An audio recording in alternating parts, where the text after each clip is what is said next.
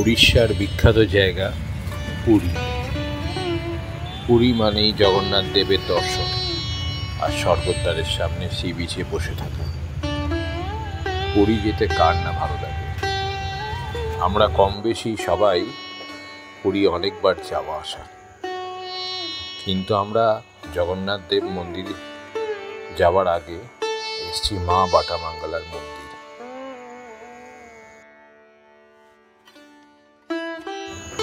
পুরীর স্থানীয় বাসিন্দারা ইষ্ট দেবতা হিসেবে মা বাটামঙ্গলাকে মানেন। বহু মানুষের সমাগম। ওখানকার গ্রামের মানুষরা বিভিন্নভাবে মানত করে যান। মানত যখন পূর্ণ হয় ওনারা ঘণ্টা দিয়ে পুজো দেন। এই মন্দিরের বিশেষত্ব হচ্ছে প্রচুর ঘণ্টা বাঁধা আছে।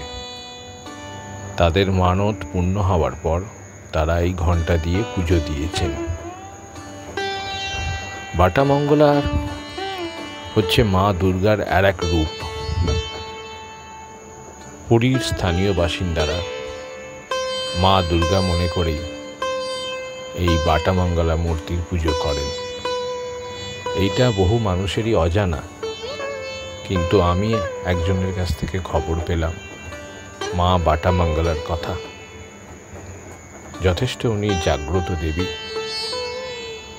খুব নিষ্ঠাভাবে এখানকার পুরোহিত পুজো করেন।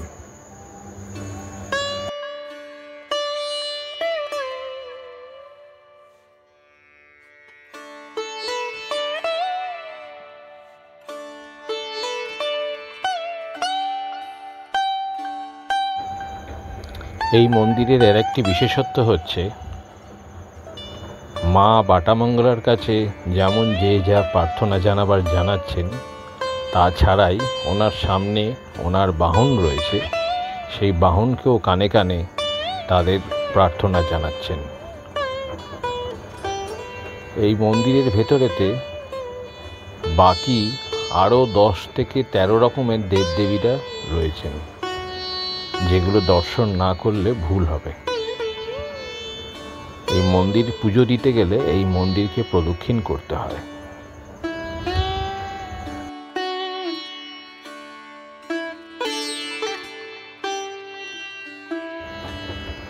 তবে এই মা বাটামঙ্গলার আরতিটা খুব চমৎকার, দেখার মতন।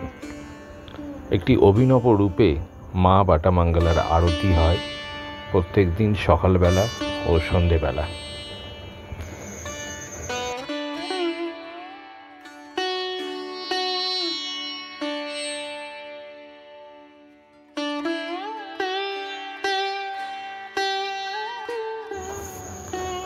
মায়ের প্রসাদ হিসেবে ভক্তদের দেয়া হয় ক্ষীর আর কর্পূর মেশানো। এটি একটি খাবারের মতন খেতে হয় এবং চোখে লাগাতে হয়। এটাই ওখানকার মানুষরা মেনে আসছেন বহু যুগ ধরে। আর ওখানকার একটি মতামত আছে, জগন্নাথ দেবের দর্শন করার পর মা বাটামঙ্গলার দর্শন করাটা উচিত। কোনো সময় যখন আপনারা পুরী যাবেন, জগন্নাথ দেবের দর্শন ছাড়াও মা বাটামঙ্গলার দর্শন একবার করবেন, খুবই ভালো লাগবে।